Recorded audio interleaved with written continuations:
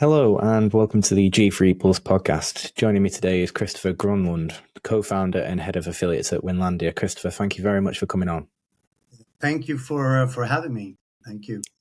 So Christoffer, this is the first time we've spoken, so if we could just begin by introducing yourself, your role at Winlandia, and just a bit more about your career background. Absolutely. I joined the industry back in late 2007.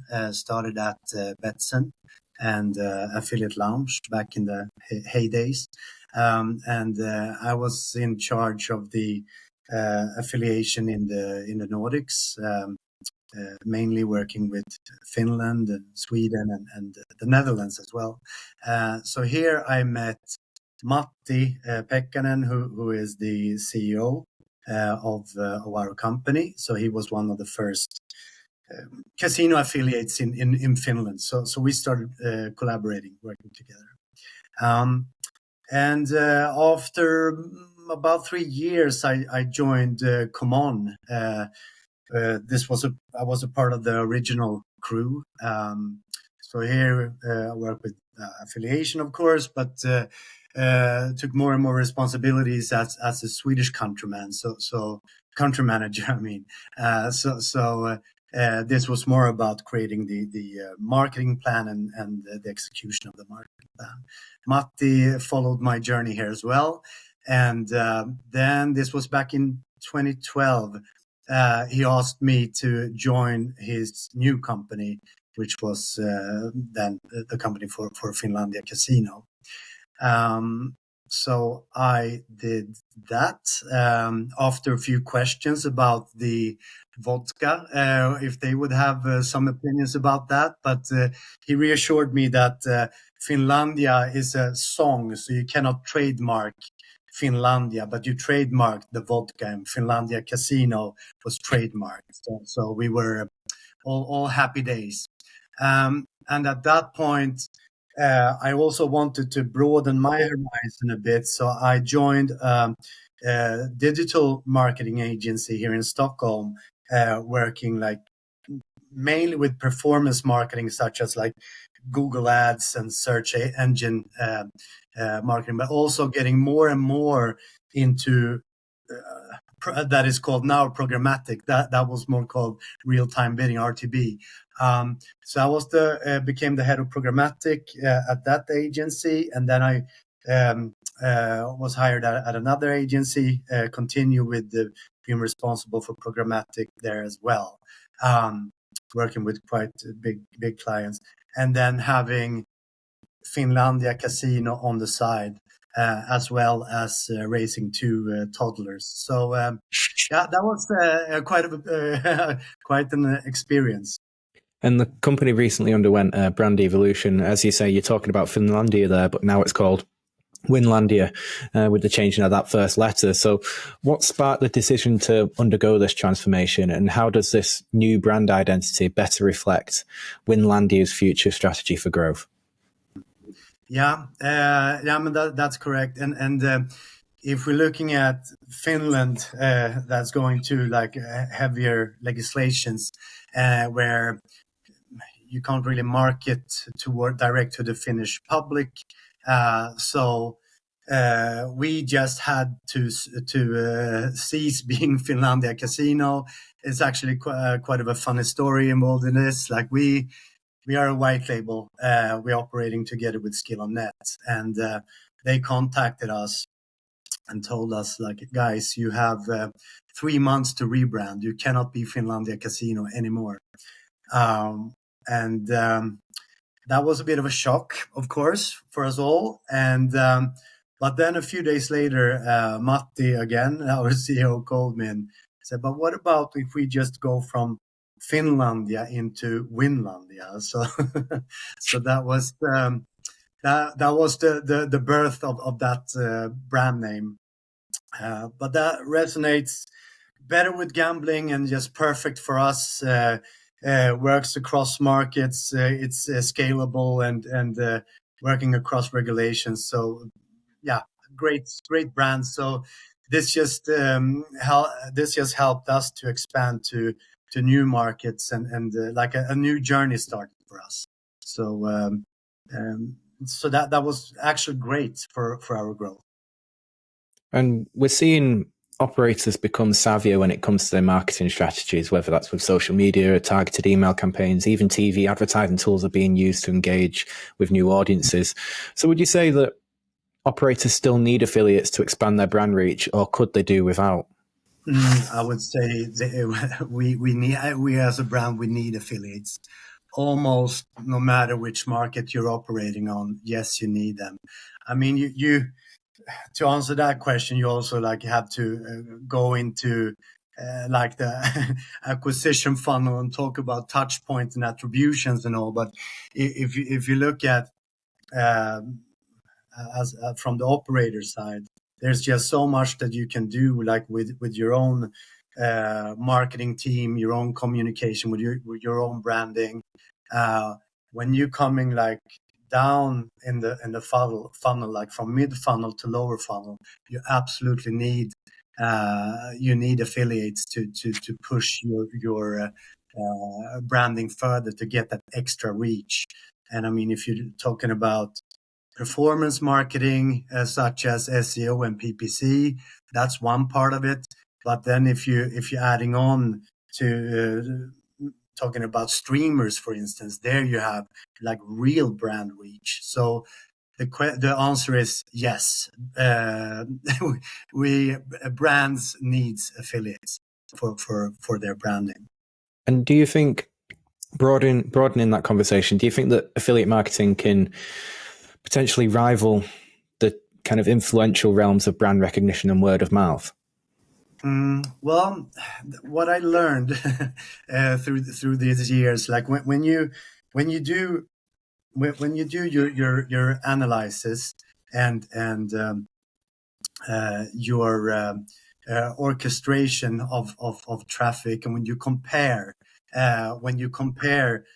lifetime value between an organic average organic player customer and that lifetime value, and when you compare it to an affiliated player and the average customer value there, affiliated customers, they stand out. Their LTV is on average much higher. So for us as performance marketers in our core, we love working with affiliates, of course. And in your view, what constitutes a successful affiliate strategy? Would you say there are any key components that a brand must implement to make the most out of their affiliate network? Yeah, there are. There are a lot, a lot of like key components, but if we should just start a little bit with something that is slightly like more basic, if we look at affiliate programs today, I mean, you have your marketing tools, you have your deals, I mean, these are just tools, but someone needs to, operate this car. Someone needs to drive this car. So, but if we step back a little bit, and if we look at basically supply and demand, so the affiliate program, which is the sales and data organization, we need to pin down like what's the actual offer, what are we offering here. So we are not in the business to offer any casino bonuses or any campaigns. That's not what we're here for. We're here for building like long-term profitable relationships. So for us, it's about understanding like what are the company's USPs. Where do we stand out? Where are we strong? So our combined offer, and how do we identify which partners that we want to have? Where do we see that we can succeed the best? Because obviously, we are looking to match our USPs with the correct traffic and the correct partners, so that we can convert their traffic in the end, so that we can have profitable relations. So back to the core, to understand that, and that can be I mean, you cannot sell on price because anyone with a budget can sell deals, no problem at all. You just need to combine it all, what you actually have to offer, everything from dedicated affiliate management to maybe you have strong VIP management, or you're heavy investing into CRO, whatever it might be. That's what you're offering, the long-term package. So that's one part of it. The other part of it, one other key is, of course, a data-driven approach. And this has become like more and more and more important, comparing it through like when I started, where it was a whole lot of it was more on the relations with the partners, being a fun guy or something like that.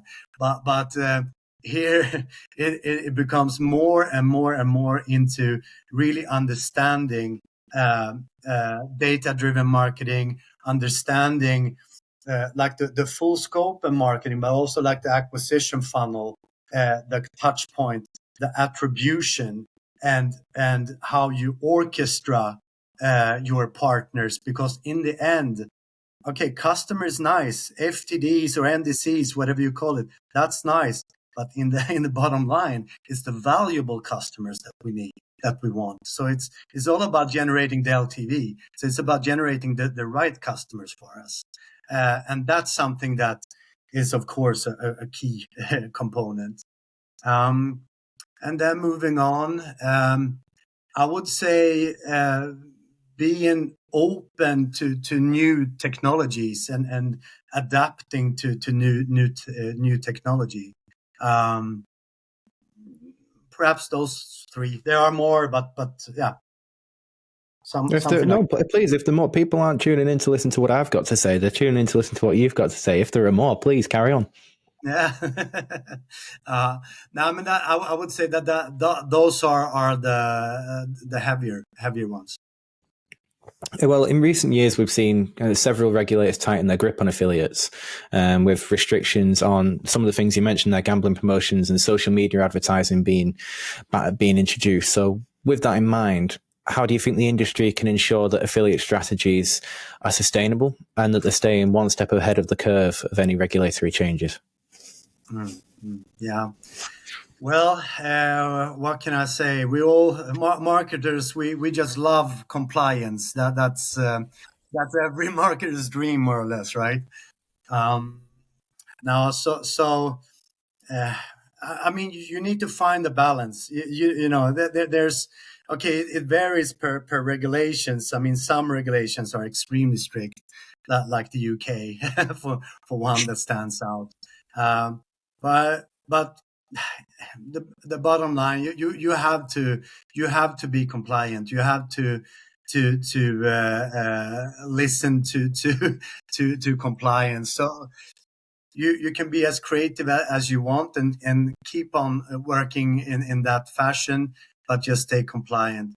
And also for you as a marketer not to get too frustrated is to I mean, keep yourself updated so that you know what's going on out there, so you're freshly updated, so you have that in your creative process. I would say that's I struggle with it myself daily, almost, but that's my advice. And what strategies do you think that affiliates should be adopting to ensure that they remain visible and effective in driving brand exposure effectively, given how competitive the iGaming industry is becoming? Yeah, it's a tough world out there. I mean, if you, it's one of the toughest verticals for sure. So for affiliates, as well, it's about focusing on your core business and continue building your audience and like your because that's your gold and diamonds, oil, whatever. Like build a strong relation with your audience. That's one part of it, and then of course it's about developing, and also of course affiliates, you need to adapt to new technologies. And if we're looking at AI and just out of like from a content perspective, yeah, that's that's heavy content production. So I mean, adapting to that, and building strong relations with all your audience, I would say. And with AI is just something that comes up in every conversation I have, whether it's with an operator, regulator, slot developer, whoever it is in the gaming industry. It's just something that's spoken about. Well, it's not just gaming, it's all industry. So would you say that that's where the biggest opportunities lie for iGaming affiliates in 2024? I almost forgot the year then. And how do you expect the affiliation landscape to change? Well, there are a few drivers, but of course, this technology is a huge driver. And I mean, if we're looking from the operator side, we're looking a whole lot into personalization and how can we cater for every like individual's need. But also, I also think to some extent that personalization will come into play for affiliates as well, because it's all a customer journey here that we are all linked to in the whole ecosystem. And yeah, content, we touched upon that before. AI marketing, yes, there indeed. And then the other driver, that is just adopting to reality when it comes to markets and regulations. I mean, going in as a new affiliate in a market like UK, maybe not the easiest. So I mean, emerging markets, affiliates will focus on emerging markets, and then another component is of course the regulators. Now, since markets are regulating, the regulations are becoming harder and harder, stricter and stricter, and this is actually where the regulators their actions are risking both players and affiliates having to turn into the unlicensed markets. And that's a shame in a way. But if the terms restrictions becomes too hard, obviously players they're gonna turn elsewhere. There's always something else like around the corner for them. And again, back to the classic supply and demand. So if the pressure becomes too hard, they will go elsewhere, and affiliates will follow. So I would say it's as simple as that, but it's difficult, but simple as that. And finally, I mean, we're getting close to March now, so these kinds of questions maybe should have been left in January, but I'm going to ask it anyway. I've started it, so I'll finish. As we edge closer into 2024, what can we expect to see from Winlandia for the rest of the year? What new market expansions are on the horizon? Yeah, that's a good question. I mean, we're in a phase where we are expanding and launching into new markets. So just the last quarter of last year, we launched a new role site, and we also launched in Denmark. Now we launched our personalization functionality and platform, so that's great. And when it comes to markets, recently, now when we were visiting ICE in London, we just launched in Latam and Brazil. This is a soft launch. We dipping our toes here. Yeah. But then the next launches that we have on our roadmap, that is for New Zealand and for Canada. And so those are the new markets. But then we're entering a new phase, and that is, of course, when where we're gonna activate our marketing plan properly, localized for each market. So yeah, looking forward to this year. Oh, I don't blame you. From Finland to the UK to Canada and LATAM and New Zealand. You're getting everywhere now. So all the best for the rest of the year. Hopefully I'll catch you at one of the upcoming events. And yeah, most of all, thank you very much for coming on the podcast and sharing your expertise with our audience. Thank you for having me. It was great. Thanks a lot.